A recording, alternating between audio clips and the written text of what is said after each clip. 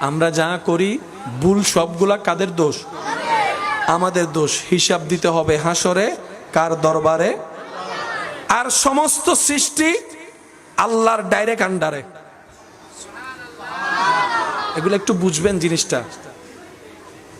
শুনতে একটু কঠিন মনে হলো, প্রেম দিয়ে শুনলে সহজ মনে হবে। সমস্ত সৃষ্টি আল্লাহর আন্ডারে। সেজন্য সূর্য কখনো পূর্ব দিকে উঠা ছাড়া জীবনে কোনোদিন দক্ষিণ দিকে উঠে নাই। সেজন্য আম গাছে কখনো জাম ধরে নাই। সুবহানাল্লাহ বলেন না রে ভাই।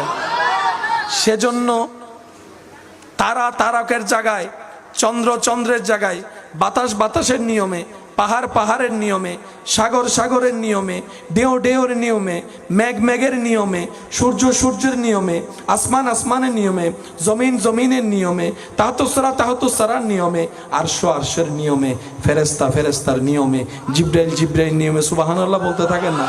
মিকাইল নিয়ম ভঙ্গ করে নাই, ইসরাফিল নিয়ম ভঙ্গ করে নাই, আজরাইল লাইন থেকে বিচ্যুত কখনো হয় নাই, পানি কখনো বিচ্যুত হয় নাই। আল্লাহ যাকে যে ডিউটি দিয়েছেন সেই শুরু থেকে এখন পর্যন্ত তা কিয়ামত সবাই একই ডিউটি পালন করেন। আল্লাহু আকবার।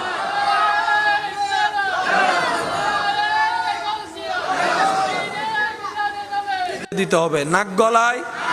মিকাইলের ডিউটির মধ্যে কখনো আজরাইল নাক গলায়।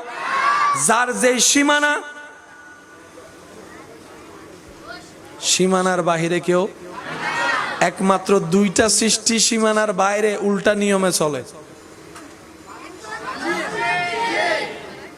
যারা এরকম স্বাধীনতা পেয়েছে তাদেরকে হাসরে প্রশ্ন করা হবে। সেজন্য হাসরে সূর্যের কোনো প্রশ্ন নাই, চন্দ্রের কোনো জবাবদিহিতা নাই, ফেরেশতার কোনো প্রশ্ন নাই। কেন?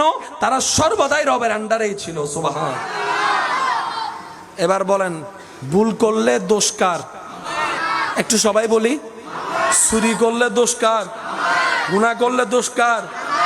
যার যার কর্ম। আল্লাহ তাআলা আমাদেরকে একটু ইসলাম বুঝার তৌফিক দান করুক।